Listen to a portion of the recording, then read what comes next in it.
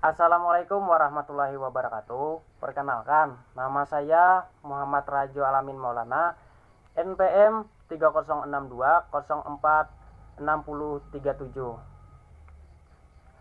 Prodi Pendidikan Teknologi Informasi atau PTI, kelas 01 reguler, mata kuliah Bahasa Indonesia Keilmuan, dan dosen pengampu Dr. Hajah Ida Rusdiana, SPD, MPD. Baiklah, di sini saya akan membahas mengenai tugas saya, yaitu membahas tentang konsepsi bahasa dan fungsi bahasa. Nah, untuk yang pertama, yaitu konsepsi bahasa. Apa itu bahasa? Jadi, bahasa adalah sarana komunikasi antar anggota masyarakat dalam menyampaikan ide dan perasaan secara lisan atau tulis. Terus, konsepsi bahasa sendiri yaitu untuk menunjukkan bahwa sistem lambang bunyi, ujaran, dan lambang tulisan digunakan untuk berkomunikasi dalam masyarakat dan lingkungan akademik. Yang kedua, fungsi bahasa. Dalam berbagai literatur bahasa, ahli bahasa linguis bersepakat dengan fungsi-fungsi utama bahasa, yaitu 1. Fungsi pernyataan ekspresi diri. Untuk fungsi pertama ini menyatakan sesuatu yang disampaikan oleh penulis atau pembicara sebagai eksistensi diri dengan maksud A. Menarik perhatian orang lain atau persuasif dan provokatif. B. Membebaskan diri semua tekanan dalam diri seperti emosi. C. Melatih diri untuk menyampaikan suatu ide dengan baik. D. Menunjukkan keberanian atau confidence menyampaikan ide. Yang kedua, fungsi komunikasi. Nah, untuk fungsi ini adalah fungsi kedua dari fungsi ekspresi diri. Fungsi komunikasi merupakan akibat yang lebih jauh dari ekspresi, yaitu komunikasi tidak akan sempurna jika ekspresi diri tidak diterima oleh orang lain, dan fungsi komunikasi ini berprasyarat pada ekspresi diri. Yang ketiga, fungsi integrasi dan adaptasi sosial.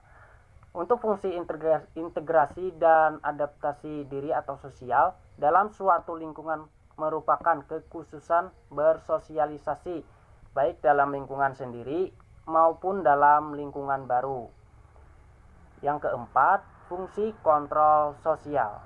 Nah, jadi untuk fungsi ini bermaksud memengaruhi perilaku dan tindakan orang dalam masyarakat sehingga seseorang itu terlibat dalam komunikasi dan dapat saling memahami. Selain itu juga Goris Kerop menambahkan beberapa fungsi lain sebagai pelengkap fungsi utama tersebut, yaitu yang pertama, fungsi lebih mengenal kemampuan diri sendiri. Yang kedua, fungsi lebih memahami orang lain. Yang ketiga, fungsi belajar mengamati dunia bidang ilmu di sekitar dengan cermat. Yang keempat, fungsi mengembangkan proses berpikir jelas, runtut, teratur, terarah, dan logis. Yang kelima, fungsi mengembangkan atau memengaruhi orang lain dengan baik dan menarik atau bisa dibilang itu fanatik. Nah, yang keenam, fungsi mengembangkan kemungkinan kecerdasan ganda. Nah, saya ulang, yang keenam, fungsi mengembangkan kemungkinan kecerdasan ganda. Nah, untuk fungsi ini yang sudah kita bahas pertama tadi mengenai fungsi utama, yaitu saya ulang ya, ada 4 ya. Yang A, fungsi pernyataan ekspresi diri. B, fungsi komunikasi. C, fungsi integrasi dan adaptasi sosial. Dan D, fungsi kontrol sosial. Nah, yang ketujuh, fungsi membentuk karakter diri. Yang kedelapan, fungsi membangun dan mengembangkan profesi diri. Dan terakhir kesembilan, fungsi menciptakan berbagai kreativitas baru. Oke, baiklah, mungkin sampai di sini untuk pembahasan tugas saya. mengenai konsepsi bahasa dan fungsi bahasa. Jikalau ada salah kata ataupun salah khilaf dalam pembahasan saya mohon meminta maaf yang sebesar-besarnya. Dan untuk menutup video ini, saya mengucapkan ribuan terima kasih dan saya akhiri.